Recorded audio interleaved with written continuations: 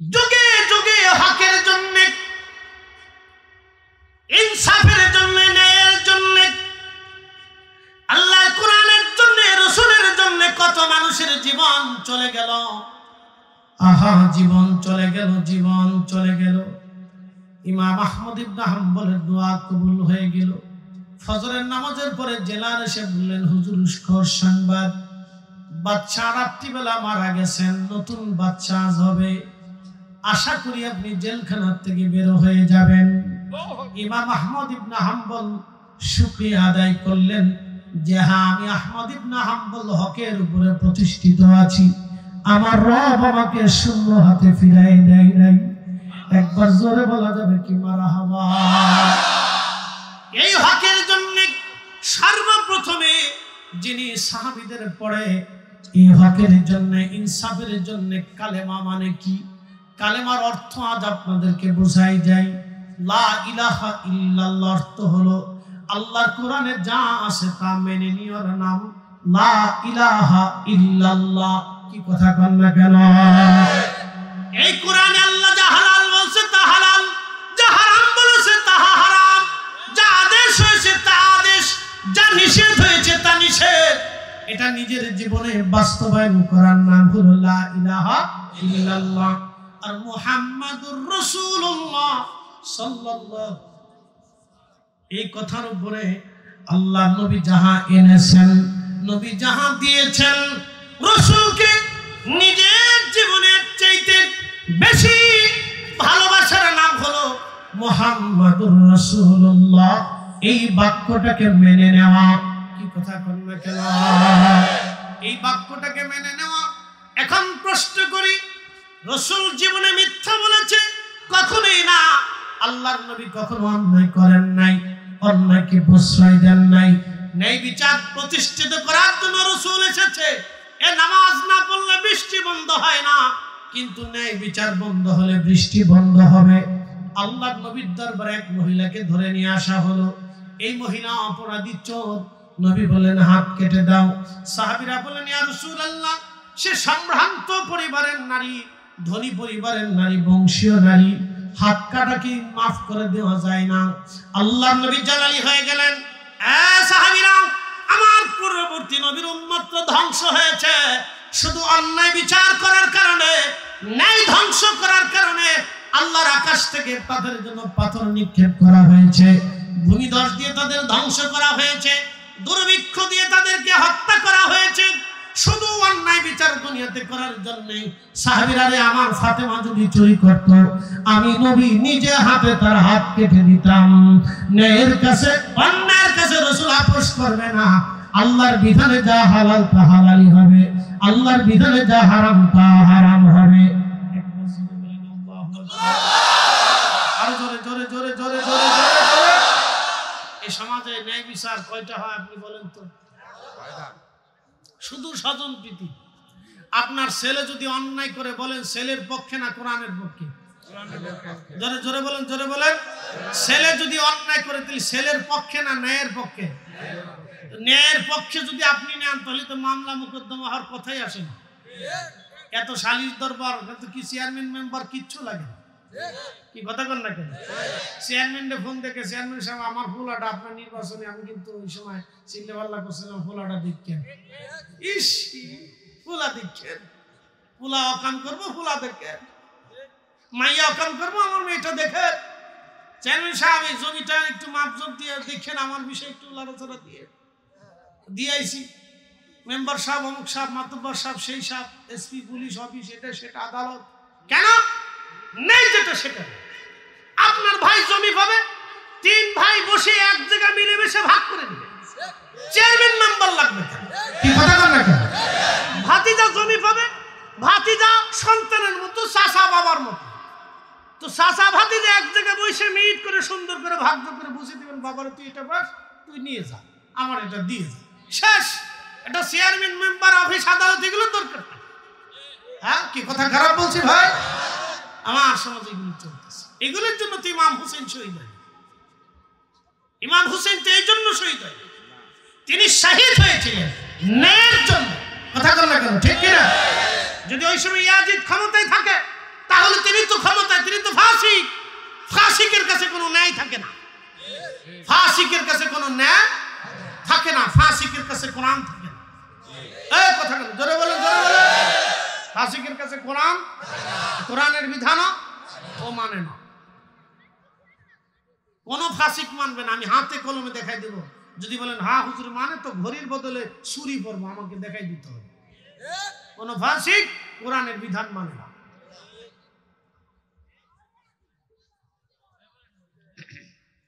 বন্ধু আমার, হযরত আহমদ ইবনে হাম্বলের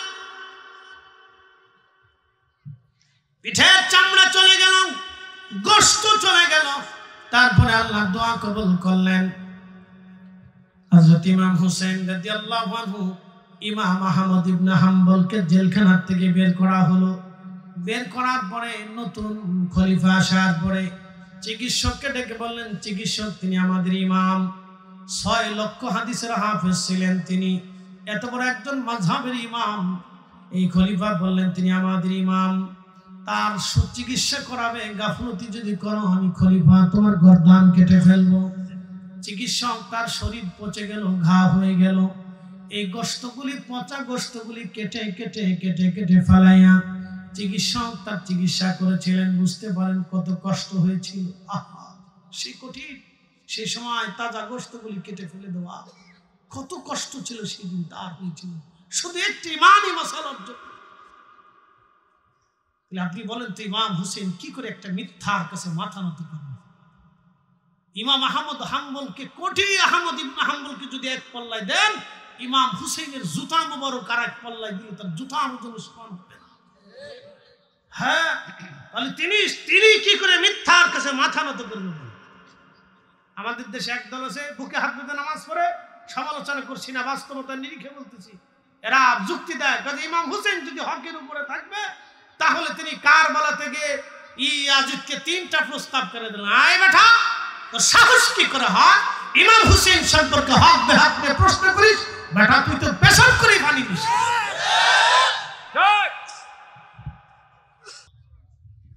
আল্লাহ স্মরণ করবে, আমরা আল্লাহ আল্লাহ বলবো। আল্লাহ কি বান্দা বান্দা বলবে?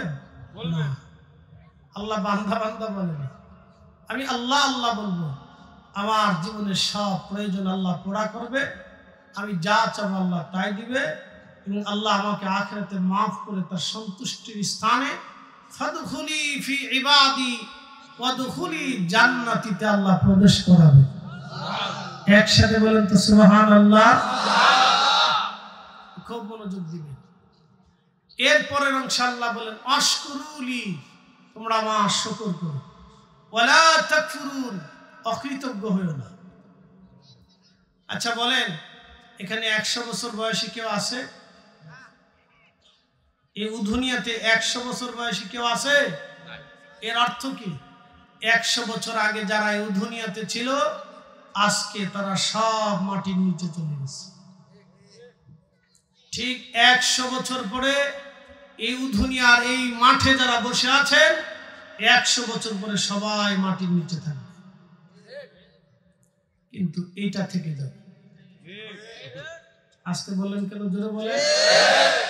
এটার আইনও থাকবে, আজান থাকবে, মসজিদ থাকবে, তেলাওয়াত থাকবে, দুরূদ থাকবে, নবীর সুন্নাতও থাকবে, মুসলমানও থাকবে, মাহফিলও থাকবে, কিন্তু আমরা সবাই করব।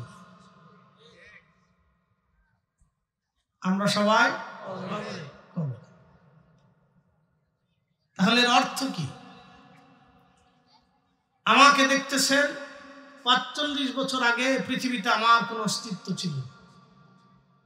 10 বছর আগে হয়তো আপনারা আমার নামও কখনো শুনেননি, হয়তো এখন শুনতেছেন। বাকি জেনারেশন 20 বছর পরে আমার নাম হয়তো মনেও রাখবে, হতেই পারে। অতএব দুনিয়ার এই সাধারণ বিষয় নিয়ে গর্ব করার, অহংকার করার কিচ্ছু নেই। যারা বলেন আমার জমি, আমার বাড়ি, আমার অনেক কিছু, আমার এই ক্ষমতা, আমার সেই ক্ষমতা, আমার আগর ডিম, ঘোড়ার ডিম, ছাতার ডিম, কিচ্ছু না, সব বৃথা। একসাথে বলেন আমাদের সব কিছু কার জন্য হবে? জোরে বলেন কার জন্য? আল্লাহ। যে ব্যক্তি এই চিন্তা করে যেই লোক এই চিন্তা করে পৃথিবীতে একদিন আমার অস্তিত্ব ছিল না, আবার আমি অস্তিত্বহীন হব, সেই লোক জীবনে সুদ খেতে পারে না, ঘুষ খেতে পারে না, অন্যায় করতে পারে না, চুরি করতে পারে না, রাহাজানি করতে পারে না, অন্যের জমি হক নষ্ট করতে পারে না। অনেক ভাই আমার দেশে আছে নিজের বোনের জমি বুঝাই দেয়। মসজিদের প্রথম কাতারে নামাজে টুপি মাথায় দিয়ে দাঁড়ায়, শয়তান কয় বাপ রে বাপ, ও তো আমার চিত বড় শিখা। বহু ভাই আছে বোনের জমি দেয়, বহু চাচা আছে এতিম ভাতিজা ভাতিজিদের সম্পদ বুঝাই দেয় না। এই কথা বলে না কেন, জোরে বলে। এগুলো জুলুম আমার সমাজে হচ্ছে, হাজার হাজার হচ্ছে, হাজার হাজার। যদি সিরাজগঞ্জের কোর্টে আদালতে যান তো মামলা দেখবেন, মামলার পর মামলা। আচ্ছা বলেন তো, সন্তান বাবার জমি পাবে, মামলা চলে 10 বছর। 10 বছর মামলা চলার কি আছে? এটা তো 10 দিনও দেওয়ার কথা, কিন্তু আদালত 10 বছর ধরে ঘুরাচ্ছে। আজ রায়, কাল রায়, 6 মাস পরে রায়, 1 বছর পরে রায়, তারপরে রায়, তারপরে। কারণ কি? মেয়ে বাবার সম্পত্তি পাবে, আদালত কেন তাকে 10 বছর ঘুরাবে? আদালত 10 দিনও টাইম নিতে পারবে না। আদালত বাবার সম্পদ মেয়েকে বুঝিয়ে দেবে, 10 দিনের ভিতরে বুঝিয়ে দেওয়া উচিত। কথা বলেন না কেন? এই ঘুণে ধরা আদালত আমাদের দেশে বহু মুসলমানকে, বহু মানুষকে ধুকে ধুকে কষ্ট দেয়। সিটার বাটপার চোর সব ভুলে গেছি। আমরা বললে বলবো হুজুরদের জবান বলো না। বলেন তো, বাবার সম্পদ মেয়ে পাবে তো 10 বছর মামলা কেন চলে? এটা তো 10 দিন যাওয়ার কথা। কি কথা বল না কেন? 10 দিন যাওয়ার কথা, তো 10 বছর মামলা চলে কেন? প্রিয় উপস্থিতি, কথা খুব মনোযোগ দিবেন। আখিরাতে অবিশ্বাসী যারা, যারা আখিরাতে বিশ্বাসী, তারা পৃথিবীতে কখনো অন্যায় বিচার করতে পারে না। যারা ভাবে আগামী দিন আমার মৃত্যু হতে পারে, বা আগামী সেকেন্ডে আমার মৌত আসতে পারে, মৃত্যু কোথায় কোন জায়গা হবে আমাদের জানা আছে? জানা নেই। কোরআন আল্লাহ বলে, ওয়া তাদরি নাফসুম বিআই আরদিন তামুত।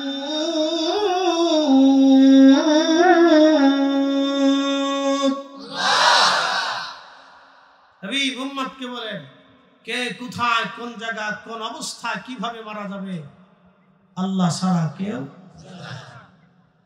আমি এখান থেকে পরবর্তী মাহফিলে যাব, কোনো গ্যারান্টি আছে? কিন্তু আমার ইচ্ছা আছে। উনি যদি কবুল না করেন তাহলে 1000 চেষ্টা করলেও সম্ভব হবে না। প্রিয় উপস্থিতি, জনাব আফসার আলী সর্দার সাহেব আমাকে বলেছেন, ভাই মানুষের আশা কারবালা নিয়ে ওয়াজ শোনা। এখন আপনাকে যদি প্রশ্ন করি, বলেন ইমাম হুসাইন দাস্তে কারবালার ময়দানে কিসের জন্য তিনি শহীদ হয়ে গেলেন? সপরিবারে কেন তিনি মারা যাবেন? তিনি যদি সেই দিন ইয়াজিদের সামনে মাথা নত করতেন তাহলে তিনাকে আর শহীদ হতে হতো না, পরিবারের মৃত্যু হতো না, বাচ্চাগুলি পানির অভাবে কষ্ট পেত না। তিনি যদি ইয়াজিদের কাছে মাথা নত করতেন তাহলে কিয়ামত পর্যন্ত নবীর উম্মত মিথ্যার কাছে মাথা নত করত, জালিমের কাছে মাথা নত করত। কথা বলেন ঠিক কিনা? সেই দিন তিনি শির উঁচু করে উহুদ পাহাড়ের মতো শক্ত থেকে মিথ্যার সামনে মাথা নত না করে হকের জন্য তিনি মাথা উঁচু করে দাঁড়িয়েছিলেন, শহীদ হয়েছিলেন। সন্তান শহীদ হয়েছিল, পরিবার শহীদ হয়েছিল, কিন্তু তিনি মিথ্যার কাছে, জালিমের কাছে মাথা নত করে নাই। জোরে বলে, ৭৫ বছর ধরে ফিলিস্তিনি মুসলমান তারা জালিমের কাছে মাথা নত না করে শির উঁচু করে অল্প সংখ্যক মুজাহিদ নিয়ে আর সামান্য অর্থ অস্ত্র শস্ত্র নিয়ে ৭৫ বছর ধরে ধরে তারা লড়াই করে যাচ্ছে। বাইতুল আকসাকে সামনে রেখে বাইতুল আকসাকে জালিম মুক্ত করার জন্য, অপবিত্রতা দূর করার জন্য আজ ৭৫ বছর ধরে ফিলিস্তিনের মুসলমান মাথা উঁচু করে শাহাদাত বরণ করে। ফিলিস্তিনের নারীরা শহীদ হয়ে যায়, সন্তান শহীদ হয়, বাবা শহীদ হয়, মা শহীদ হয়, ভাই শহীদ হয়, স্বামী শহীদ হয়। ফিলিস্তিনি নারী বোরকা ছাড়ে না, আর আমার দেশের নারীরা বোরকা পরেই। কত তফাৎ আপনি দেখেন, ইমানের কত তফাৎ, ইমানের কত তফাৎ আপনি দেখেন। ফিলিস্তিনি যুবকরা দিনের পর দিন শহীদ হয়ে যাচ্ছে, তারা শাহাদাত বরণ করে, মিথ্যার কাছে মাথা নত করে না। আমার দেশের যুবক মসজিদের বালা জুতা পরে চুরি করে নিয়েছিল। কি মুসলমান, চিন্তা করেন কত রাত দিন তফাৎ। প্রিয় উপস্থিতি, মনোযোগের সাথে কথাগুলি শুনে যাবেন। আজ উল্লাহ পাড়াবাসী উধনিয়ার মুসলমান, একটা নাম, তিনি ইমাম হুসাইন, শির উঁচু করা মুসলমান।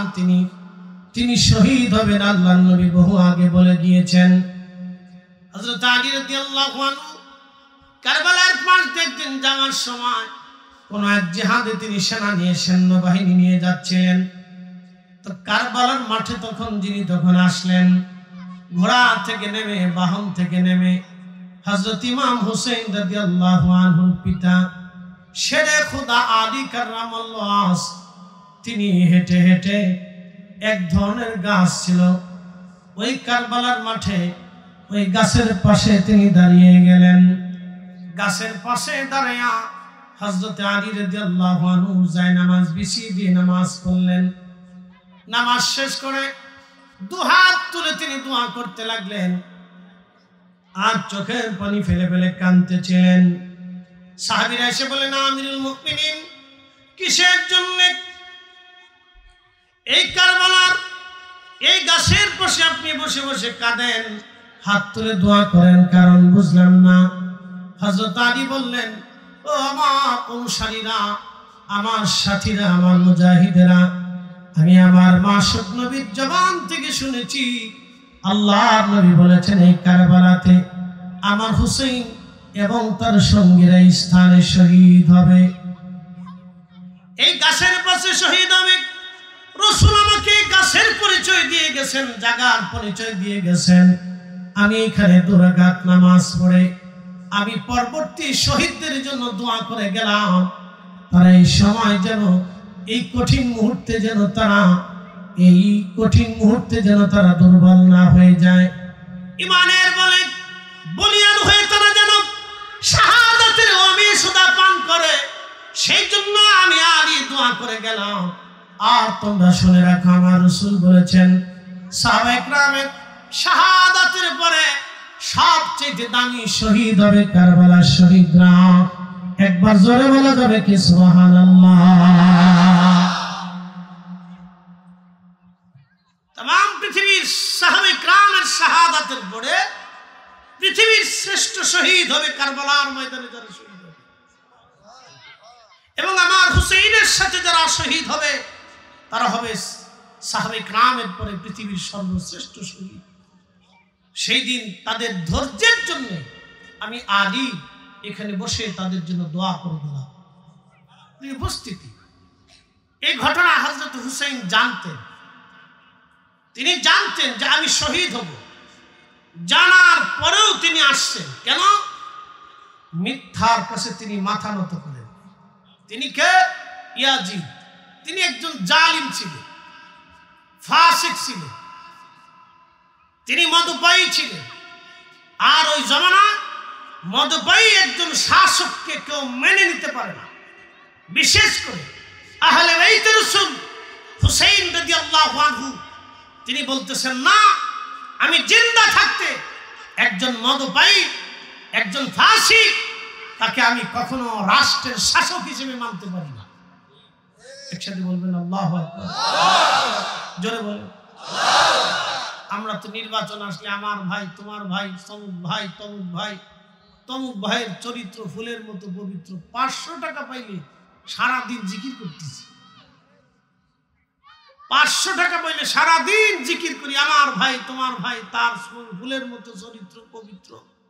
আচ্ছা বলেন তো, ফুলের মতো সুবাস সুগন্ধময় চরিত্র রসুল সারা পৃথিবীতে আর কারো আছে? সারাদিন মিথ্যা কথা বলতেছে, মিথ্যা স্লোগান চলতেছে, কি কথা বল না কেন? ডাইরেক্ট মিথ্যা স্লোগান। কোরআন বলছেন ওয়া ইন্নাকা লাআলা খুলুকিন আযীম, হে নবী আমার, আপনি উম্মতকে বলেন আপনার চরিত্র মহান, আপনার চরিত্রের উপরে আর কোনো চরিত্র নাই।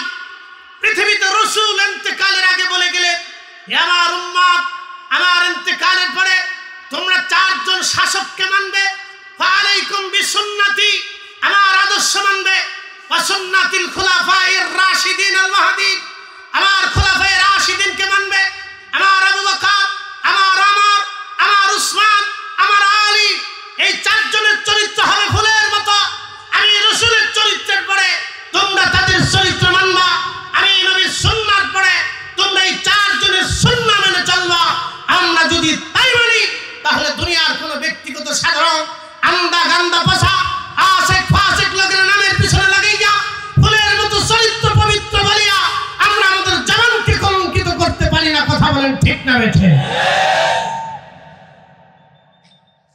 উপস্থিতি কথা হক তিতা লাগে, রাজনীতি যারা করে তাদের কাছে খারাপ লাগে, কিছু আসে যায়, কিছুই আসে যায়। মানুষ রাজনীতি করবে গরিব মানুষের জন্য, ইনসাফ প্রতিষ্ঠিত করার জন্য হলো রাজনীতি। কথা ঠিক আছে না ভাই? গরিব মানুষের ন্যায় বুঝাই দেওয়ার নাম হচ্ছে রাজনীতি। অন্ধ এতিম তাদের হকগুলি তাদের কাছে পৌঁছাই দেওয়ার নাম হচ্ছে রাজনীতি। বৃদ্ধা নারীর ঘরে খাবার পৌঁছে দেওয়ার নাম হচ্ছে না রাজনীতি। বেকার যুবকের কর্মসংস্থান করে দেওয়ার নাম হচ্ছে রাজনীতি। আমার দরিদ্র বোনের বিবাহের ব্যবস্থা করে দেওয়ার নাম হচ্ছে রাজনীতি। সমাজে ন্যায় প্রতিষ্ঠিত করা, ইনসাফ প্রতিষ্ঠিত করার নাম হচ্ছে রাজনীতি।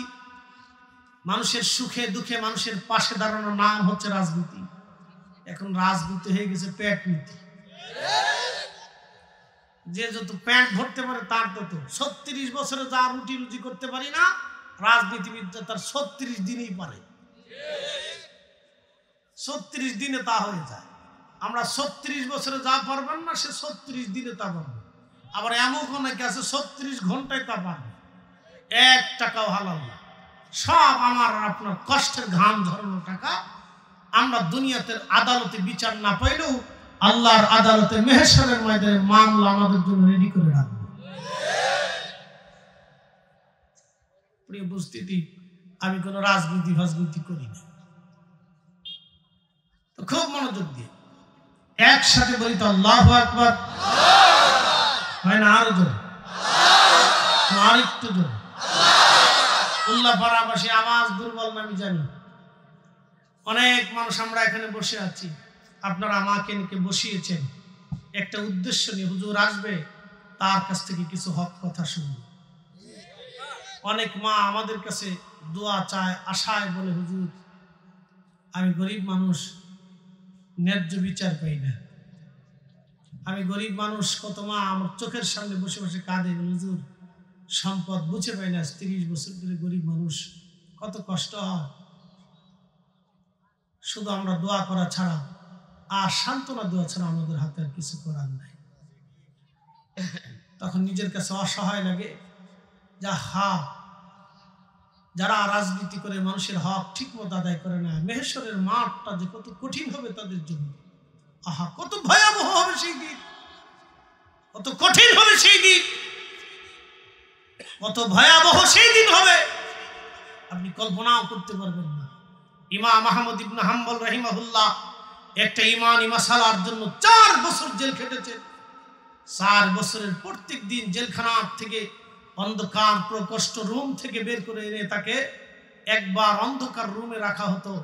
অন্ধকার রুম থেকে একবার দিনে বের করে এনে তার 10টা চাবুকের পিটুনি তার পিঠে মারা হতো। প্রত্যেক দিন পিঠ কেটে রক্ত বের হতো, কোনো ওষুধ দেওয়া হতো না, কোনো ঘাস শুকানোর মলম দেওয়া হতো না। ব্যথায় জর্জরিত হয়ে এই অবস্থায় নামাজ পড়তেন, পরের দিন বের করে আবার বাড়ি মারা হতো। এইভাবে 4 বছরে প্রত্যেক দিন 10টা করে চাবুকের পিটুনি দিয়ে পিঠের মধ্যে ঘা হলো, কলতানি পড়তে লাগলো, পুখা লেগে গেল এবং গন্ধ ছড়িয়ে গেল, গোশতগুলি পিঠে পচে গেল। তারপরও সে সেজদা থেকে নামাজ বলে যান নাই। মুসলমান জিজ্ঞেস করলো, ইমাম রক্ত ঝরা অবস্থায় কিভাবে নামাজ পড়েন? তখন ইমাম আহমদ ইবনে হাম্বল জবাব দিলেন, হে মুসলমানেরা, হযরত ওমর ইবনুল খাত্তাব খলিফাতুল মুসলিমিন, ওনাকে যখন ওনার পেটের মধ্যে ছুরির আঘাত করা হয়েছিল ওনাকে হত্যা করার জন্য, শহীদ করার জন্য, ঠিক তখন 3 দিন পর্যন্ত ওই পেট থেকে রক্তক্ষরণ হয়েছিল। রক্ত পড়া অবস্থায় হযরত ওমর যদি নামাজ পড়তে পারে, তাহলে আমি আহমদ ইবনে হাম্বল রক্ত ঝরা অবস্থায় কেন নামাজ ছেড়ে দিব? তারা রক্ত ঝরা অবস্থায় নামাজ ছাড়ে নাই, আর আমরা মুসলমান নামাজ ইচ্ছা করে সুস্থ শরীরেও পড়ি না। আপনি নিজেকে মুসলমান দাবি করেন, হিসাব করে দেখেন। এই কথা কর না কেন? রক্ত ঝরা অবস্থায় ইমাম আহমদ ইবনে হাম্বল নামাজ ছাড়ে নাই, 4 বছর ধরে কলতানি পড়েছে, নামাজ ছাড়ে নাই, আর আপনি সুস্থ শরীরে নামাজ ছেড়ে দিচ্ছেন আর বলতেছেন আমি আব্দুল্লাহ ছেলে আব্দুল করিম, আমি মুসলমান, আমি বাংলাদেশি, আমি মুসলিম, আমি আল্লাহকে বিশ্বাস করি। তো আল্লাহকে বিশ্বাস করলে আপনি নামাজ কি বলছেন? কষ্ট হচ্ছে আপনাদের? বোঝানোর দায়িত্ব মানাটা আপনার। ভাই, সবাইকে একদিন আল্লাহর কাছে চলে যেতে হবে। আমি যেই পীরের মুরিদ হই না কেন, অনেকের নানান মত থাকতে পারে, এই হুজুরে আনছে কি করে, এটা তো আত্মশীল ভণ্ড বলবে না, অনেকে বলতে থাকে, বলতে পারেন, আপনার ইচ্ছা। কিন্তু আমাদের জন্য যে কোরআন, আপনার জন্য একই কোরআন। এই কথা বল না কেন? জোরে বলে। এখানে আমার জন্য যেটা হালাল, আপনার জন্য সেটাই। এক চুল বাহিরে দেওয়ার কোনো সুযোগ কারোই নেই, কোন মুসলমানের। হয়তো মুস্তাহাব বিষয় নিয়ে মতনৈক্য হতে পারে, কিন্তু হালাল হারামের প্রশ্নে সুদ আমি যেটা হারাম বলবো সেটা হারাম, অন্যায়কে আমি যেটা অন্যায় বলবো আপনাকে সেটা অন্যায় বলতে হবে, ন্যায়কে আমি যেটা বলবো আপনাকে সেটা ন্যায় বলতে হবে। এই কথা ঠিক আছে না ভাই? কথা একটাই।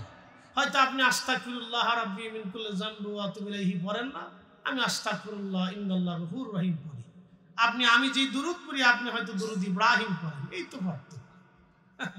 এটা নিয়ে ঝগড়া করার কি আছে ভাই?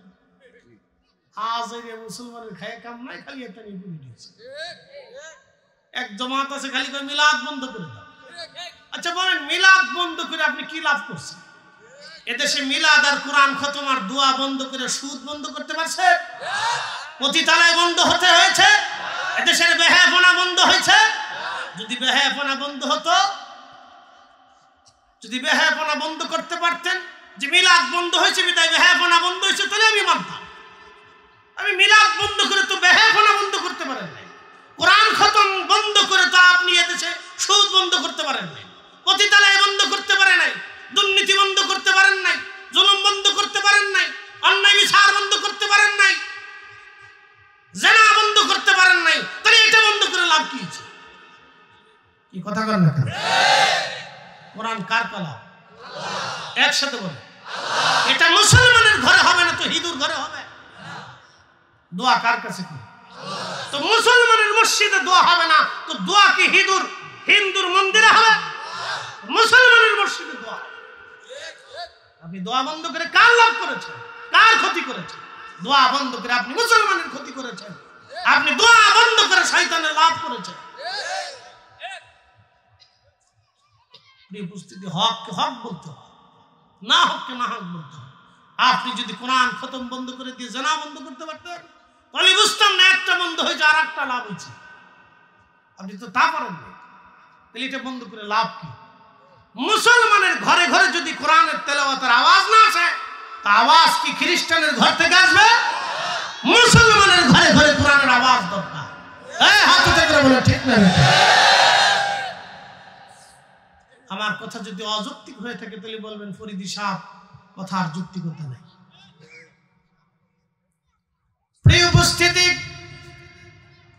হাজিরিন খুব মনোযোগ দিয়ে কথাগুলি শুনবেন। ইমাম আহমদ ইবনে হাম্বল 4 বছর পর্যন্ত জেল খাটলেন।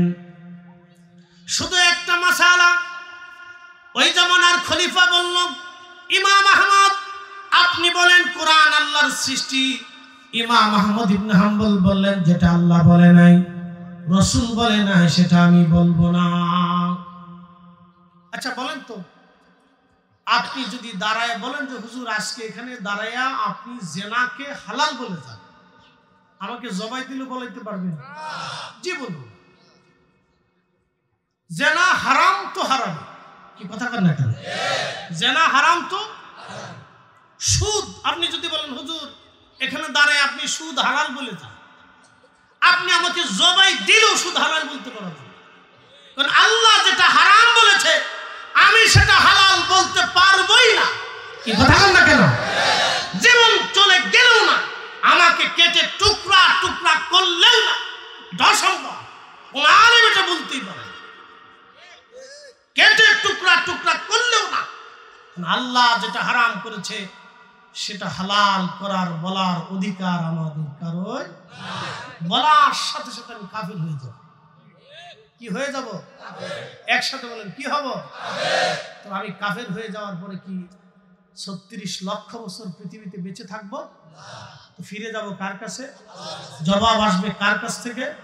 প্রশ্ন আসবে কার কাছ থেকে? তো আমি কি জবাব দিব?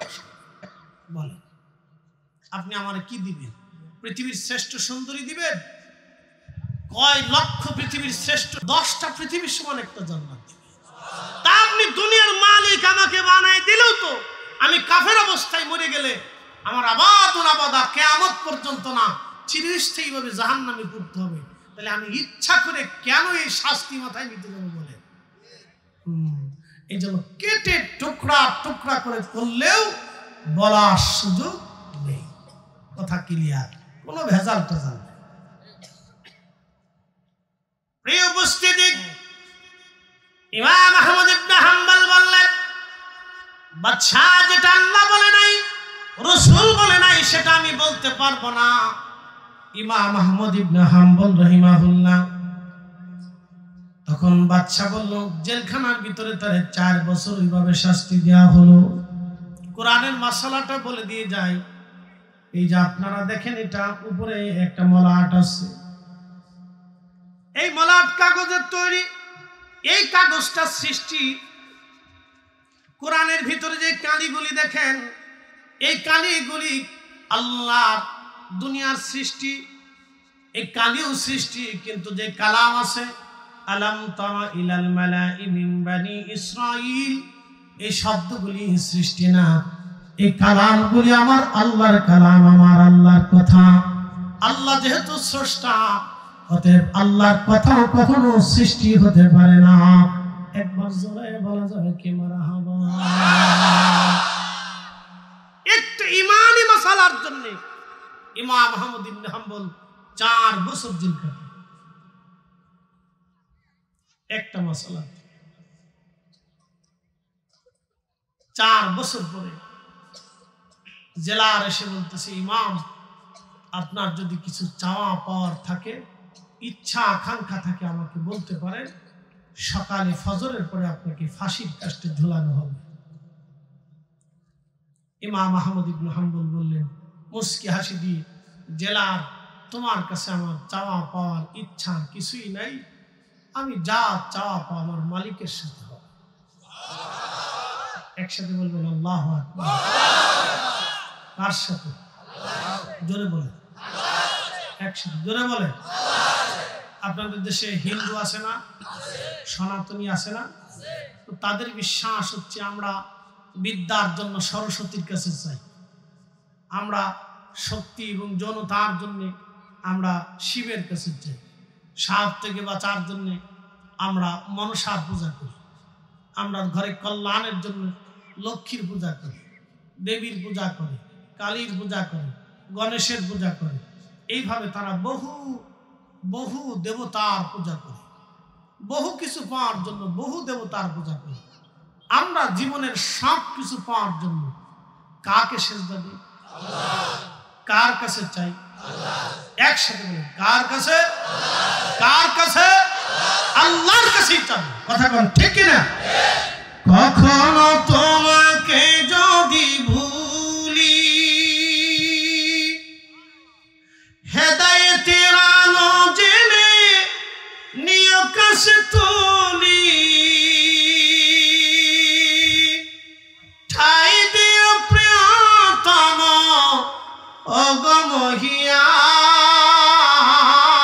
অগমহিয়ান তুমি রহমান তুমি মেহেরবান অন্ধ গাহে না শুধু তোমারি গুণগান বুঝেও বুঝে না তবু শান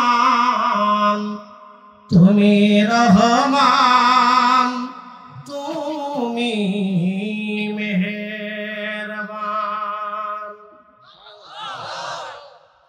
চাবো কার কাছে? একসাথে বলেন কার কাছে? হ্যাঁ আমি উসিলা ধরতে পারি। আল্লাহ অমুক অলির উসিলা আপনি আমাকে এটা দান করেন, আল্লাহ আপনার রসুলের উসিলা আমাকে দান করেন, আল্লাহ আপনার কোরআনের খাতির আমাকে দান করেন, আল্লাহ মাহফিলের উসিলা আপনি আমাকে দান করেন, আল্লাহ নামাজের উসিলা আপনি আমাকে দান করেন। উসিলা ধরতে পারেন। রসুল করিম সাল্লাল্লাহু আলাইহি ওয়াসাল্লামের চাচা আব্বাস রাদিয়াল্লাহু আনহু উসিলা ধরেছিলেন হযরত ওমর। সহিহ বুখারীতে আছে ওয়া ইন্না কুন্না নাতাওয়াসসালু বিআম্মিন নাবিয়্যিনা নাতাওয়াসসালু বিআম্মিন নাবিয়্যিনা।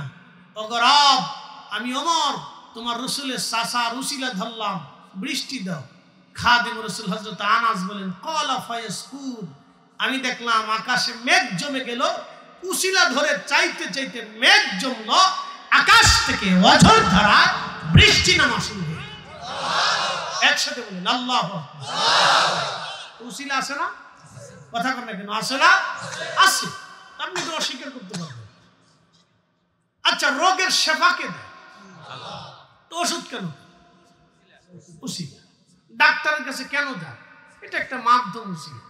আল্লাহ রোগ দিছেন আবার ওষুধও দিছেন, কিন্তু এই ওষুধটা আমি আমার কোন রোগে কিভাবে প্রয়োগ করব আমি জানি না, এটা ডাক্তার জানে। এই জন্য আপনারা ডাক্তারের শরণাপন্ন হন, উনি একটা মাধ্যম, একটা উসিলা। রোগ ভালো করে আল্লাহ দেয় আল্লাহ। কি কথা ঠিক আছে না? আমরা এটাই বিশ্বাস করি, আমরাও ভিন্নটা বিশ্বাস করি। প্রিয় উপস্থিতি, হযরত ইমাম আহমদ ইবনে হাম্বল এশার নামাজ পড়লেন। এশার নামাজ পড়ে ইমাম আহমদ ইবনে হাম্বল রাত্রিবেলা আরো নফল নামাজ পড়লেন। আর নওয়াফিল অতিরিক্ত, আমার রাসূলের জন্য তাহাজ্জুদ নামাজ ছিল অতিরিক্ত। আল্লাহ কোরআনে বলে দেন ওয়া মিনাল লাইলি ফাতাহাজ্জাদ বিহি নাফিলাতাল লাক। আল্লাহ ডাক দিয়ে বললেন হাবিব আপনার জন্য তাহাজ্জুদ নামাজ অতিরিক্ত করেছি, নাফিল করেছি। ইয়া রাসূলুল্লাহ আপনি নফল পড়েন, তাহাজ্জুদ নামাজ আপনি পড়েন। ইয়া নবী আল্লাহ আসা আইয়াবআসাকা রাব্বুকা মাকামান মাহমুদা।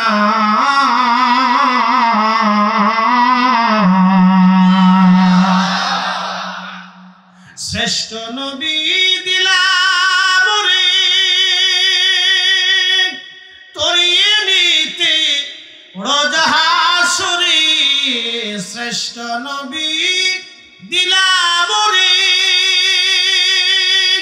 তরিয়ে নিতে রোজাহাসরে। পথ না ভুলি তাই তো দিলে, ও পথ না ভুলি তাই তো দিলে। পাক কুরআনের বাণী খোদা তোমার মেহেরবানি। সুন্দর ফল সুন্দর ফল মিঠা নদীর পানি খোদা তোমার মেহেরবানি। খোদা তোমার মেহেরবানি। তুমি কতই দিলে রতন ভাই বাড়া খুদা পেলি অন্ন জুগাও মানি চাই না মানি খুদা তোমার মেহেরবানি সুন্দর ফল মিঠা নদীর পানি খুদা তোমার মেহেরবানি। আল্লাহ ডাকতে বলল হাবিব আপনাকে মাকামে মাহমুদ ওয়ালা বানিয়ে দেব। প্রশ্ন রাখতে পারেন ফরিদে হুজুর মাকামে মাহমুদ কি আমি বলে দিয়ে যাই? মাকামে মাহমুদ হচ্ছে সর্বোচ্চ মাকাম। এই মাকামের পরে আর কোনো মাকাম নাই, এই মর্যাদার পরে আর কোনো মর্যাদা নাই, এই সম্মানের পরে আর কোনো সম্মান নাই। হাসরের ময়দান কায়েম হয়ে যাবে, সমস্ত ফেরেশতারা সিজদার মধ্যে পড়ে থরথর থরথর করে কাঁপতে থাকবে। ওয়া ইদাল কুবুরু বুসিরাত, কোরআন বলে দিচ্ছে হে আমার বান্দারা, আল্লাহ বলেন এ আমার বান্দারা, কিয়ামত কায়েম হয়ে যাওয়ার পরে কবর থেকে মানুষ উঠে হাসরের দিকে দৌড়াইতে থাকবে। আলিমাত নাফসুম মা কদ্দামাত ওয়া আখারাত, সেই দিন মানুষ জানবে সে আগে কি পাঠাইলো এবং পরে কি পাঠাইলো, কি আমল এবং ঈমান নিয়ে সে কবরে গেল। সেই দিন আমি আল্লাহ তাকে সব জানিয়ে দিব। হাসরের ময়দানে মানুষ সোয়ানা হয়ে যাবে। আহা, সমস্ত মানব জাতি সেই দিন উলঙ্গ থাকবে, বস্ত্রহীন অবস্থায় তারা উঠবে। আম্মাজান আয়েশা বলেন ইয়া রাসূলুল্লাহ নারীরাও কি উলঙ্গ থাকবে? নবী বলেন হ্যাঁ রে আয়েশা, মহিলা পুরুষ সবাই উলঙ্গ থাকবে। তবে আয়েশা শোনো, সেই মেহশরটা এতই ভয়াবহ হবে, একজন পুরুষ আর একজন নারী তাদের দিকে তাকানোর মতো সময় হবে না। এই কঠিন দিনে আয়েশা তিন জায়গাতে মা সন্তান ভুলে যাবে, সন্তান মাকে ভুলে যাবে, বাবা সন্তান ভুলে যাবে, সন্তান বাবা ভুলে যাবে, আত্মীয় আত্মীয় ভুলে যাবে, ভাই ভাইকে ভুলে যাবে, বন্ধুর খবরই পর্যন্ত থাকবে না। এই ভয়াবহ কঠিন দিনে কেউ কারো জন্য আগে আসবে না। আজকে দুনিয়াতে আপনি অসুস্থ হলে আরো 10 জন আপনার সেবার জন্য আসবে, কিন্তু হাসরের এই মাঠটা এত ভয়াবহ হবে, আল্লাহ নবী বললেন সেই দিনে কেউ আপনার সাহায্যের জন্য আসবে না। 1 নম্বর জায়গা হলো মিজানের পাল্লায় যখন ওজন শুরু হবে, কার গুনার পাল্লা ভারী, কার নেকের পাল্লা ভারী। ওজন দেওয়ার সময় কোটি কোটি মানব জাতি কাতার করে দাঁড়াবে, এক এক করে ওজন চলতে থাকবে। কোটি কোটি মানুষের ওজনের পাল্লায় যখন সবাই দাঁড়ানো, সবাই চিন্তায় পড়ে যাবে। বাজান খুব মনোযোগ দিয়ে কথা শুনে যাবেন। ও হাজিরিন, আজকে বলাটা জরুরি, জানাটাও জরুরি। সেই দিনে কেউ কারো কথা মনে রাখবে না। আর 1 নম্বর জায়গা হচ্ছে আমলনামা ডান হাতে যাবে নাকি বাম হাতে যাবে। এই পেরেশানিতে সবাই যখন পেরেশান, বাবা সন্তান ভুলে যাবে, সন্তান বাবা ভুলে যাবে, আহা মা সন্তান ভুলে যাবে, সন্তান মা ভুলে যাবে, মা সন্তান ভুলে যাবে। কেউ কারো দিকে ফিরে তাকানোর সময় পাবে না। 3 নম্বর ফুলসিরাতের ঘাটে ফুলসিরাত পার হওয়ার সময় সবাই চিন্তিত হয়ে যাবে, কেউ কারো কথা মনে রাখবে না।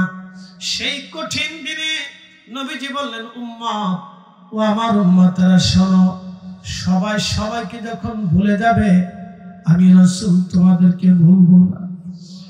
হযরত আল্লাহর নবীর সাহাবী খাদেমুর রাসূল হযরত আনাস রাদিয়াল্লাহু আনহু বলতেছিলেন ইয়া রাসূলুল্লাহ, তিরমিজির বাবু শাফার মধ্যে আসছে, নবী গো আপনি আমাকে ছাড়া জান্নাতে যাবেন না। আল্লাহর নবী বললেন খাদেম ওয়াদা করলাম তোমাকে হাসরের ময়দানে জান্নাতে নিয়ে যাব। আনাস বলেন হুজুর কোন জায়গা গেলে আপনাকে পাওয়া যাবে?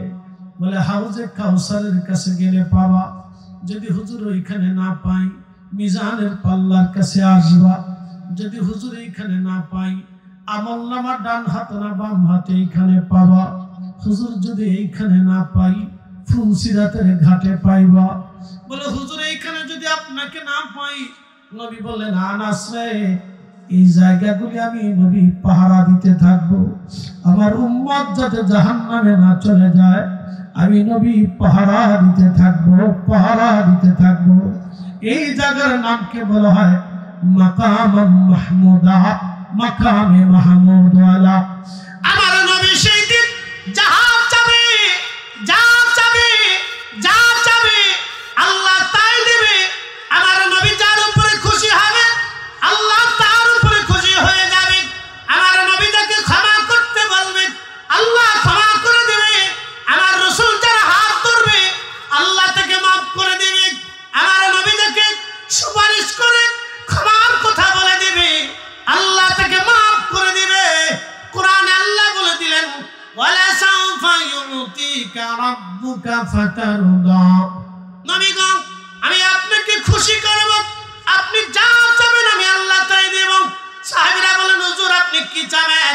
নবী বললেন সাহাবীরা, কিয়ামতের ময়দানে আমার একটা উম্মত জাহান্নামে থাকা অবস্থায় আমি রাসূল জান্নাতে যাব না, খুশি হব না? একবার জোরে বলা যাবে কি আল্লাহু আকবার? হাত উঁচা করে বলেন আল্লাহু আকবার। তাহলে ওই নবীর দুরূদ এই জমিনে হবে কি হবে না? ওই নবীর আইন এই জমিনে চলবে কি চলবে না? ওই নবীর আইন এই জমিনে বাস্তবায়ন করার জন্য আমরা শেষ বিন্দু দিয়ে লড়াই চালাই যাবো। কথা বলেন ঠিক না বেঠিক?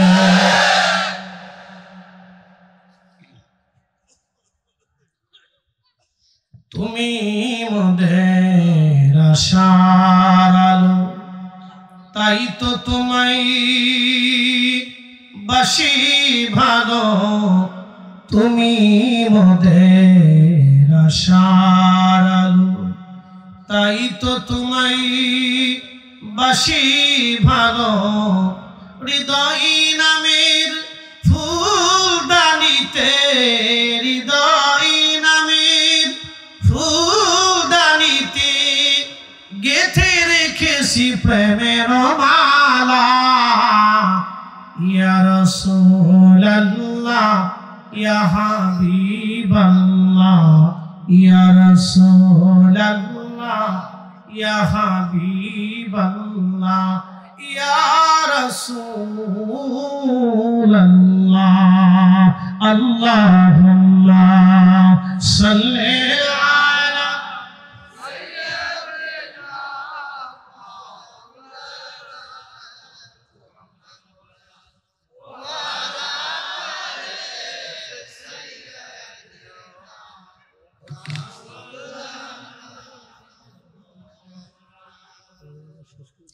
বুঝতে কি অসুবিধা হচ্ছে আপনাদের? ইমাম আহমদ ইবনে হাম্বল রাত্রিবেলা হাত বাড়িয়ে দিয়ে বলেন ইয়া রাব্বি, 4 বছর ধরে জেল খাটলাম, পিটুনি খাইলাম আল্লাহ, 4 বছরে কোনো অভিযোগ আমি দেই নাই আল্লাহ। 4 বছর পরে শুনলাম এই জালিম আমাকে হত্যা করবে।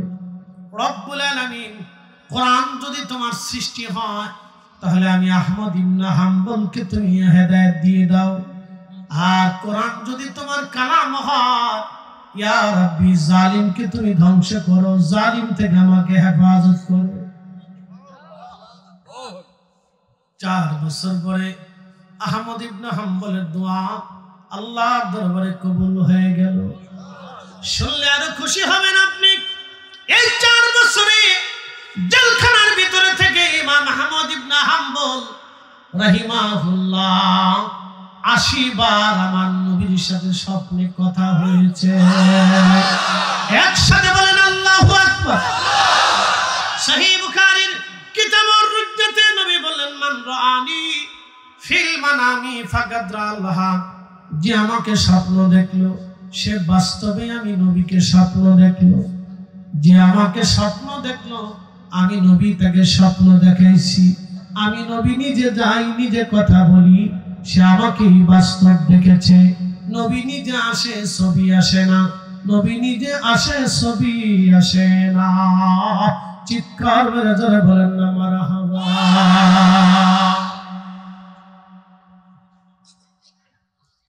যুগে যুগে হকের জন্য, ইনসাফের জন্য, ন্যায়ের জন্য, আল্লাহর কোরআনের জন্য, রাসূলের জন্য কত মানুষের জীবন চলে গেল। আহা, জীবন চলে গেল, জীবন চলে গেল। ইমাম আহমদ ইবনে হাম্বলের দোয়া কবুল হয়ে গেল। ফজরের নামাজের পরে জেলার এসে বললেন, হুজুর সংবাদ, বাচ্চা রাত্রিবেলা মারা গেছেন, নতুন বাচ্চা আজ হবে, আশা করি আপনি জেলখানা থেকে বের হয়ে যাবেন। ইমাম আহমদ ইবনে হাম্বল শুকরিয়া আদায় করলেন যে হ্যাঁ, আমি আহমদ ইবনে হাম্বল হকের উপরে প্রতিষ্ঠিত আছি, আমার রব আমাকে শূন্য হাতে ফিরাই দেয় নাই। একবার জোরে বলা যাবে কি মারহাবা। এই হকের জন্য সর্বপ্রথমে যিনি সাহাবীদের পরে এই হকের জন্য, ইনসাফের জন্য কালেমা মানে কি, কালেমার অর্থ আজ আপনাদেরকে বোঝাই যায়। লা ইলাহা ইল্লাল্লাহ অর্থ হলো আল্লাহর কোরআনে যা আছে তা মেনে নেওয়ার নাম লা ইলাহা ইল্লাল্লাহ। কি কথা কন না কেন? এই কোরআনে আল্লাহ যা হালাল বলছে তা হালাল, যা হারাম বলেছে তা হারাম, যা আদেশ হয়েছে তা আদেশ, যা নিষেধ হয়েছে তা নিষেধ। এটা নিজের জীবনে বাস্তবায়ন করার নাম হলো লা ইলাহা ইল্লাল্লাহ। আর মুহাম্মাদুর রাসূলুল্লাহ সাল্লাল্লাহু, এই কথার উপরে আল্লাহ নবী যাহা এনেছেন, নবী যাহা দিয়েছেন, রাসূলকে নিজের জীবনের চাইতে বেশি ভালোবাসার নাম হলো মুহাম্মাদুর রাসূলুল্লাহ। এই বাক্যটাকে মেনে নেওয়া। কি কথা কন্যা কেন? এই বাক্যটাকে মেনে নেওয়া। এখন প্রশ্ন করি, রাসূল জীবনে মিথ্যা বলেছে? কখনোই না। আল্লাহর নবী কখনো অন্যায় করেন নাই, অন্যায়কে প্রশ্রয় দেন নাই। ন্যায় বিচার প্রতিষ্ঠিত করার জন্য রাসূল এসেছে। এ নামাজ না পড়লে বৃষ্টি বন্ধ হয় না, কিন্তু ন্যায় বিচার বন্ধ হলে বৃষ্টি বন্ধ হবে। আল্লাহর নবীর দরবারে এক মহিলাকে ধরে নিয়ে আসা হলো। এই মহিলা অপরাধী, চোর। নবী বললেন হাত কেটে দাও।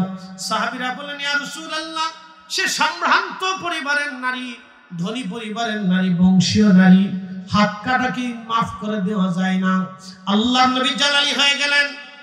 সাহাবীরা, আমার পূর্ববর্তী নবীর উম্মত ধ্বংস হয়েছে শুধু অন্যায় বিচার করার কারণে, ন্যায় ধ্বংস করার কারণে।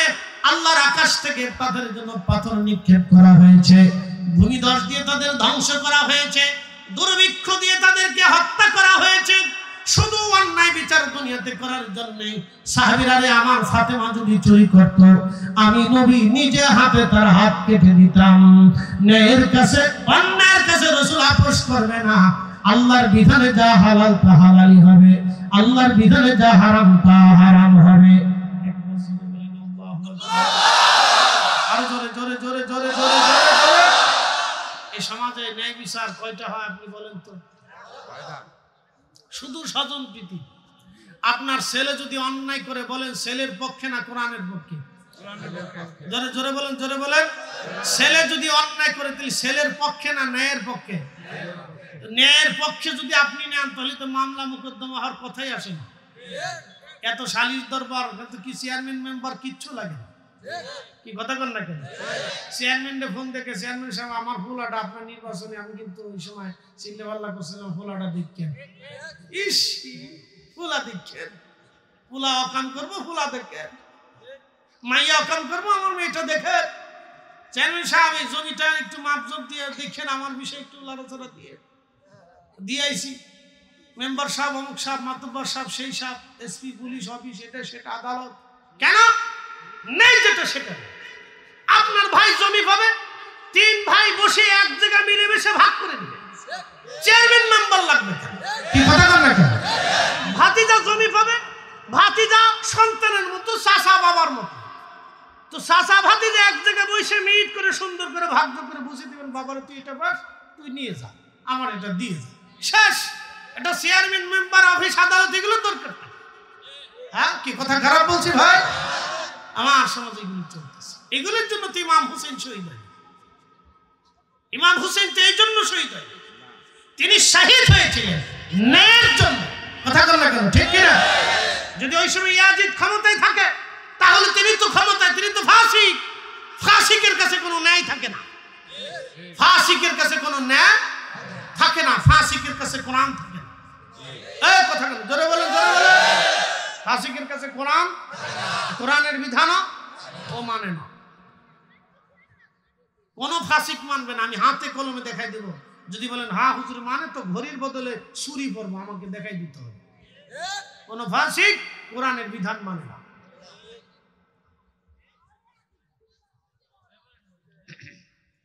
বন্ধু আমার, হযরত আহমদ ইবনে হাম্বলের পিঠের চামড়া চলে গেল, গোশত চলে গেল। তারপরে আল্লাহ দোয়া কবুল করলেন। হযরত ইমাম হুসাইন রাদিয়াল্লাহু আনহু ইমাম আহমদ ইবনে হাম্বলকে জেলখানা থেকে বের করা হলো।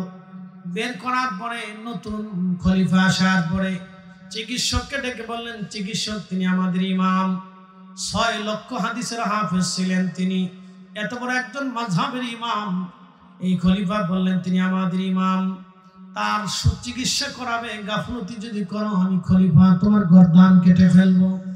চিকিৎসক তার শরীর পচে গেল, ঘা হয়ে গেল। এই গোশতগুলি, পচা গোশতগুলি কেটে কেটে কেটে কেটে ফেলাইয়া চিকিৎসক তার চিকিৎসা করেছিলেন। বুঝতে পারেন কত কষ্ট হয়েছিল। আহা, সে কঠিন। সেই সময় তাজা গোশতগুলি কেটে ফেলে দেওয়া, কত কষ্ট ছিল সেদিন তার হয়েছিল, শুধু একটি ইমানই মাসালার জন্য। আপনি বলেন তো ইমাম হুসেন কি করে একটা মিথ্যার কাছে মাথা নত করবে? ইমাম আহমদ হাম্বলকে, কোটি আহমদ ইবনে হাম্বলকে যদি এক পাল্লায় দেন, ইমাম হুসেনের জুতা মোবারক আর এক পাল্লায় দিলে তার জুতার ওজন সমান হবে না। হ্যাঁ, তাহলে তিনি কি করে মিথ্যার কাছে মাথা নত করবেন? আমাদের দেশে একদল আছে বুকে হাত বেঁধে নামাজ পড়ে, সমালোচনা করছি না, বাস্তবতার নিরিখে বলতেছি। এরা যুক্তি দেয়, কাজে ইমাম হুসেন যদি হকের উপরে থাকবে তাহলে তিনি কারবালা থেকে ইয়াজিদকে 3টা প্রস্তাব করে দিলেন। আয় বেটা, তো সাহস কি করে হয় ইমাম হুসেন সম্পর্কে হক বেহক নিয়ে প্রশ্ন করিস? বেটা তুই তো পেশাব করে পানি দিস।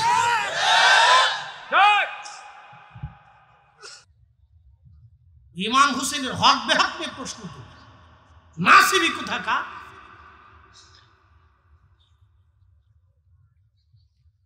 হযরত ইমাম হুসেন রাদিয়াল্লাহু আনহু সেই দিন দিন পাহাড় আমি তার জীবনে আপনাদের সামনে তুলে ধরি।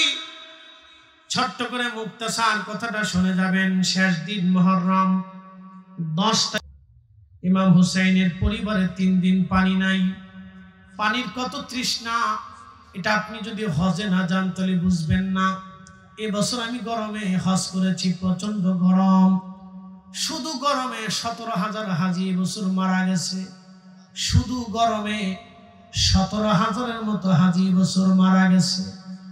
আমার চোখের সামনে আরাফাতে একজন হাজি ছটফট করে মারা গেল। বন্ধু খুব মনোযোগ দিয়ে কথাগুলি শুনে যাবেন। বেকম বেশক এক একটা রিপোর্ট আর কি, কেউ বলছে 17,000, কেউ 7,000, এক এক ধরনের রিপোর্ট আসছে। তো যাই হোক, আরো বেশি অনেক হাজি মারা গেছে, অনেক আছে। রিপোর্ট তো পরিসংখ্যান এত ঠিক মতো হয় না, স্বচ্ছতা আসে না। কি করে আসবে? আর সব হাজিদেরকে ওখানে দাফন করা হয়। যাক, আমার চোখের সামনে এক হাজি মারা গেল আরাফাতে, ছটফট করে মারা গেল। আর একজন মুমূর্ষ কোন রকম জীবন আসতেছে বেরোচ্ছে, ঠান্ডা পানি টানি নিয়ে মাথা মুখে ঢাললাম। 1 ঘন্টা পরে ডাক্তার আসলো, তা ওই হাতুড়ে ডাক্তার, অরিজিনাল ডাক্তার না। তারাই বা কি করবে? এত লক্ষ লক্ষ মানুষ একটা মাঠের ভিতরে, তারাই কি করবে? নেওয়া সম্ভব না। তারা এসে বললো কোনো মতে হসপিটালে নিয়ে এই মুহূর্তে সম্ভব না। কোনো রকম স্যালাইন দিয়ে কোনো রকম রাখলো, মিট করে চলতেছে। ভাবলাম মনে হয় এও আর ফিরে যেতে পারবে না। চোখের সামনে হাজির, চিন্তা করতে পারছেন এই প্রচন্ড গরমে। সেই দিন কারবালার ময়দানে ইমাম হুসেন 3 দিন তৃষ্ণার্ত রেখেছিল। তাদের কলিজার ভিতর কেমন ব্যথা লাগছিল আপনি একটু চিন্তা করেন। আহা, সন্তানটাকে কোলে করে স্ত্রী এসে বলল, স্বামী গো, আপনি না হয় তাদের দৃষ্টিতে অপরাধী হতে পারেন, কিন্তু আপনার বাচ্চাটা তো কোনো অপরাধ করে নাই। ছোট্ট বাচ্চাটাকে একটু নিয়ে দেখেন পানি খাওয়াইতে পারেন কিনা। হযরত ইমাম হুসাইন ছোট্ট বাচ্চাটাকে কোলে করে নিয়ে 22,000 ইয়াজিদিদের সামনে দাঁড়ায় গেলেন।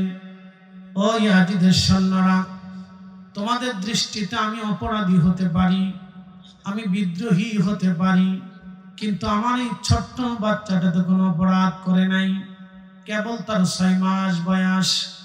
পানির তৃষ্ণায় আজকে 3 দিন তার কান্না বন্ধ করতে পারতেছি না। আমি বাবা হয়ে সহ্য করাটা বড় কষ্ট হচ্ছে, আমার কলিজায় বারবার ব্যথা লাগে। তোমরা যদি মনে করো এই পানি এনে আমি নিজে পান করব, তাহলে তোমরা কেউ এসে আমার বাচ্চাটাকে নিয়ে অন্তত একটু পানি পান করাই দিয়ে তার কলিজাটা ঠান্ডা করো। কঠিন সেই সময় বেঈমানদের মনে মায়া লাগে নাই। ওরা দূর থেকে একটা তীর ছুঁড়ে মারল, হুসাইন অপেক্ষা করো, জনমের পানি তোমাকে আমি পান করাবো। একটা তীর ইমাম হুসাইনের বক্ষ বরাবর ছোড়া হলো। কোলের মধ্যে ধরে রাখা ছোট্ট বাচ্চার কলিজার ভিতরে তীরটা বিঁধে ছোট্ট বাচ্চাটা বাবার কোলের মধ্যে ঝাঁকি মেরে শহীদ হয়ে গেল। রক্তগুলি গলগলি বাবার কোলগুলি ভেসে ভেসে যাচ্ছিল। ইমাম হোসেন কারবালায় বসে পড়লেন, আসমানের দিকে তাকায় বলেন, ইয়া রাব্বি, আপনি জানেন আমি তো কোনো অপরাধ করি নাই, আপনি এটাও জানেন আমার ছোট্ট বাচ্চাটাও কোনো অপরাধ করে নাই। আল্লাহ পানির বিনিময়ে তারা তীর মেরে বাবার কোলের মধ্যে সন্তানকে আজ শহীদ করেছে। আল্লাহ আপনি সাক্ষী থাকেন, এই জুলুমের ফয়সালা কিয়ামতের ময়দানে আমি চাই। সন্তানটাকে কোলের মধ্যে করে নিয়ে ইমাম হুসাইন তাবুর পাশে যখন গেলেন, স্ত্রীকে ডাক দিলেন, শাহবানু আসেন, আপনার সন্তানটাকে আপনি নিয়ে যান। দেখেন আমি তাকে এমন পানি পান করাইছি, আর কোনদিন পানির জন্য আমার সন্তান আপনাকে বিরক্ত করবে না। এত সময় আমার নানা রাহমাতুল আলামিন জান্নাতে তাকে হাউজে কাউসারের পানি পান করে দিছে। হযরত ইমাম জয়নুল আবেদিন বলেন, দুনিয়ার মানুষ, আমি বেঁচে থাকা নবী পরিবারের একমাত্র পুত্র সন্তান ছিল। আমি উম্মে কুলসুমের কোলের মধ্যে মাথা দিয়ে শোয়া ছিলাম। অসুস্থতার কারণে আমি দাঁড়াইতে পারতাম না, বসতে পারতাম না। আমি তলোয়ারের উপরে ভর দিয়ে দাঁড়াইতে গেলাম।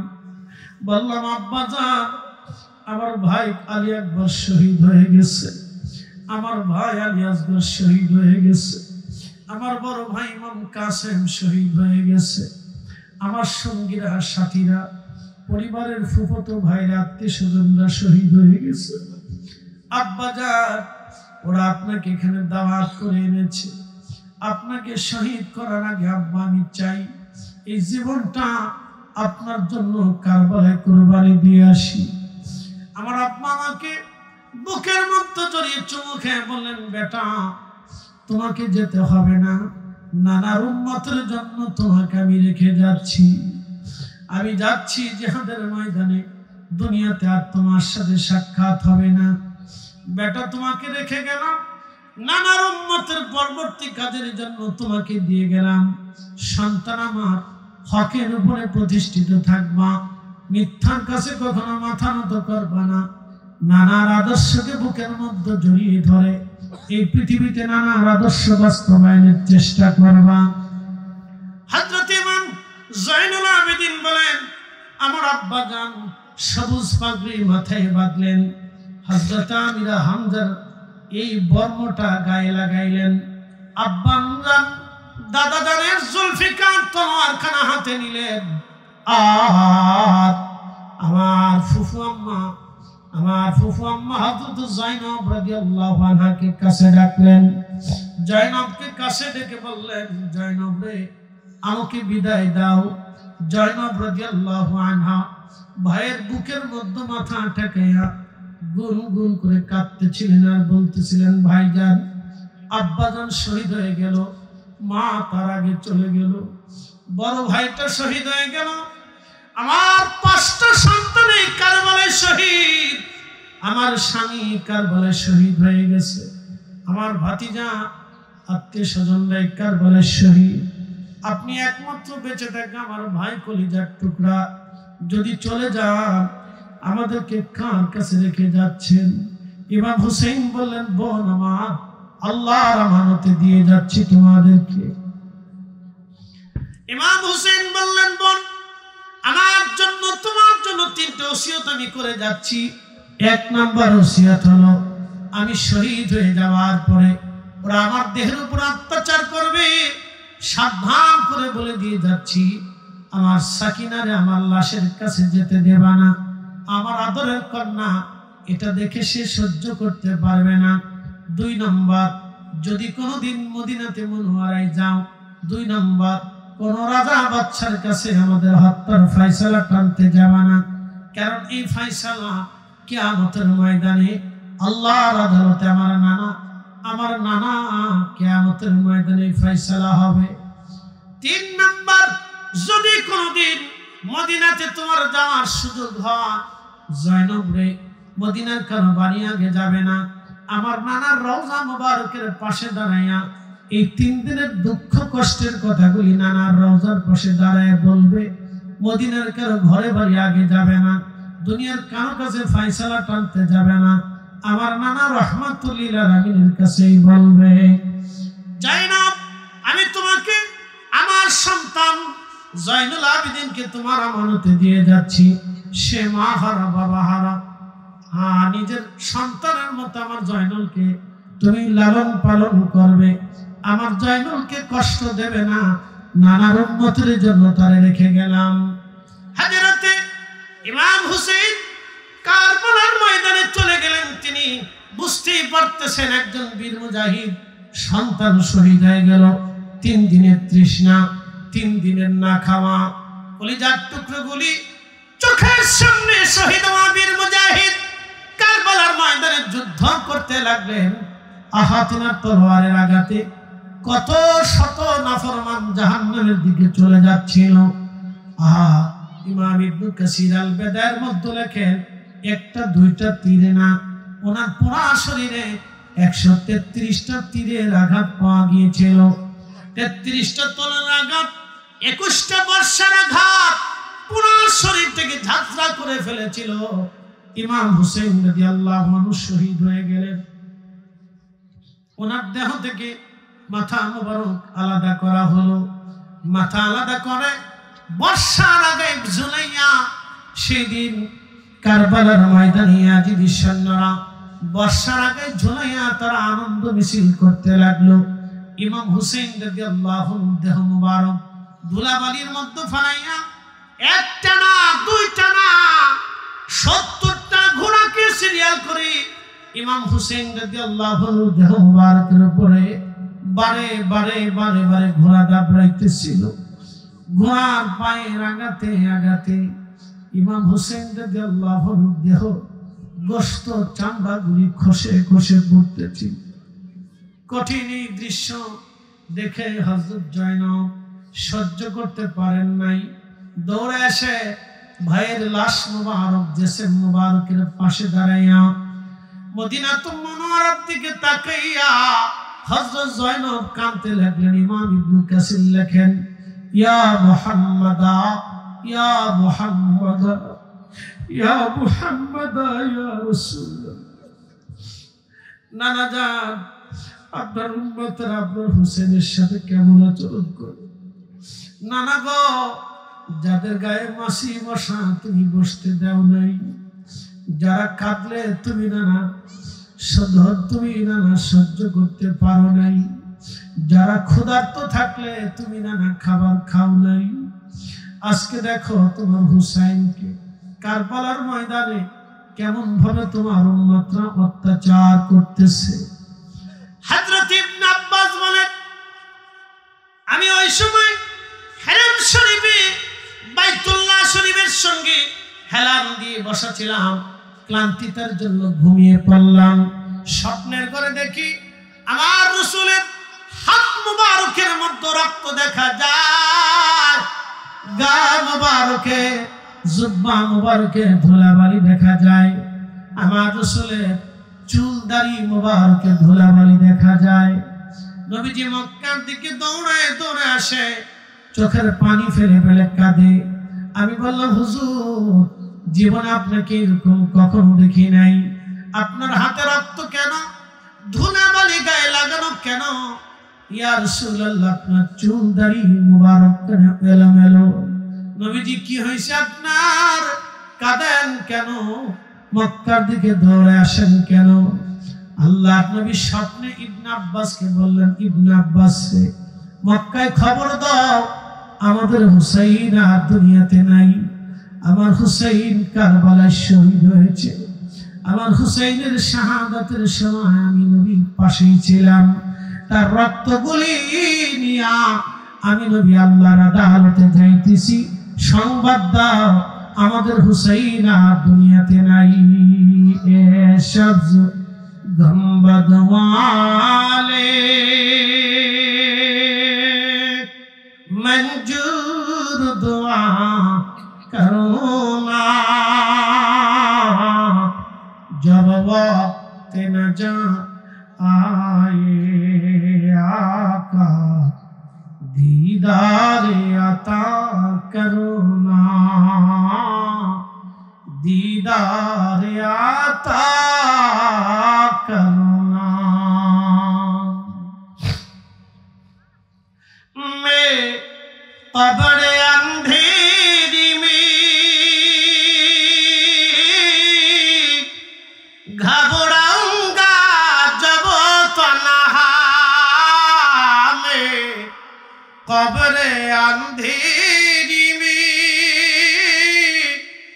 घबराऊंगा जब तन्हा, इमदाद मेरी करने आ जाना रसूल अल्लाह, इमदाद मेरी करने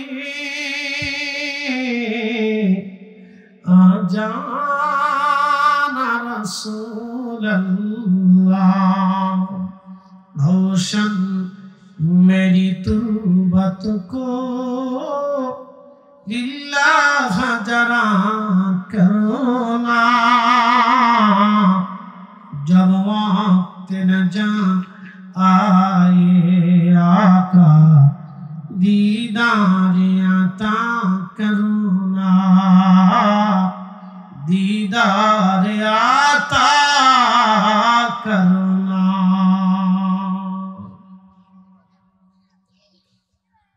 মাথা মোবারক কেটে নিয়ে যাওয়া হলো কুফা নগরীতে। কুফা নগরের গভর্নর হাউস থেকে মসজিদে আনা হলো। গভর্নর উবাইদুল্লাহ ইবনে জিয়াদ, মুসলমান শুনে যাবেন, উবাইদুল্লাহ ইবনে জিয়াদ ইমাম হুসাইনের পবিত্র মাথা মোবারক মসজিদের মিম্বরের নিচে রেখে হাজার হাজার মুসলমান সামনে নিয়ে ভাষণ দিচ্ছে। কুফার মুসলমান, আমিরুল মুমিনিন ইয়াজিদের বিজয় আল্লাহ দিয়েছে, মিথ্যাবাদী হুসাইনের পরাজয় আল্লাহ দিয়েছে। আস্তাগফিরুল্লাহ আল-আযীম। এই কথা বলার পরে তখন মসজিদের মধ্যে হাজার হাজার মুসলমান, একটা মুসলমান প্রতিবাদ করে নাই। কিন্তু মসজিদের কোণায় একজন আশিক রাসূল বসা ছিলেন, তিনি অন্ধ, তার নাম আব্দুল্লাহ ইবনে আফিফ রাদিয়াল্লাহু তাআলা আনহু। মসজিদের কোণায় গর্জন ছেড়ে লাফ মারে দাঁড়িয়ে গেলেন, এই মারজানার ছেলে, এই মারজানার ছেলে, এই মারজানার ছেলে, তুই কাকে মিথ্যাবাদী বলে ইমাম হুসাইনকে, কাকে আমিরুল মুমিনিন বানিয়েছিস ইয়াজিদকে? আল্লাহর কসম, আমি ইবনে আফিফের চোখ যদি ভালো থাকতো আজ তোকে মসজিদের মধ্যে কতল করতাম। তুমি আমার রাসূলের আওলাদকে মিথ্যাবাদী বানাইছো, আজকে নাফরমানকে আমিরুল মুমিনিন বানিয়েছো। শুধু হকের পক্ষে কথা বলার জন্য সেই দিন তাকে মসজিদ থেকে বের করে নিয়ে এসে মসজিদের সামনে তাকে জবাই দেওয়া হলো। হযরত ইবনে আফিফ জীবন দিয়ে প্রমাণ করে গেলেন, আমি আমার জীবন কুরবানি করতে পারি, কিন্তু মিথ্যার কাছে মাথা নত করতে পারি না। একবার জোরে বলা যাবে কি আল্লাহু আকবার? হ্যাঁ, কথা করে বলেন আল্লাহু আকবার। তেলের গাড়ি তেলে চলি,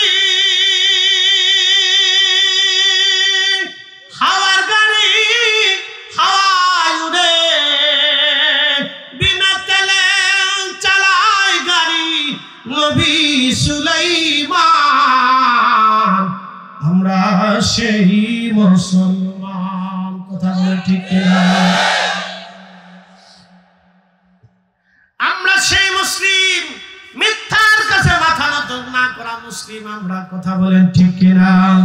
আমরা সেই মুসলমান। আল্লাহ আমাদেরকে সেই মুসলমান হিসেবে কবুল করে নিন, সকলে বলেন আমিন। ও বন্ধু, ইবনে আফিফ জীবন দিয়ে দিল, কিন্তু মাথা নত করে নাই সেই দিন।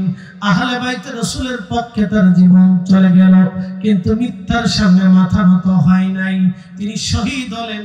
তার কল্লাটা কেটে নিয়ে গভর্নর হাউসের সামনে 1 মাস পর্যন্ত তার মাথা ঝুলিয়ে রাখলো, মানুষকে দেখানোর জন্য। দেখো, আচ্ছা বলেন, ইয়াজিদের ক্ষমতা কি চিরস্থায়ী হয়েছিল? কিন্তু ইমাম হুসেন আজও বেঁচে আছে আমাদের মাঝে। কি কথা কন না কেন? আমাদের হৃদয়ে বেঁচে আছে না? একসাথে বলেন, আছে না? এই কোরআন আল্লাহ বলেছেন, এই জন্য হকের উপরে থাকবে। কি কথা কন না কেন? ইনসাফের উপরে থাকবে। আল্লাহ এই কোরআনে বলেন, ওয়ালা তাকুলু লিমান ইউকতালু ফি সাবিলিল্লাহি আমওয়াত। আল্লাহর পথে যারা জীবন দেয় তোমরা তাদেরকে মরা মনে করিও না, বাল আহইয়াউ ওয়ালাকিন লা তাশউরুন।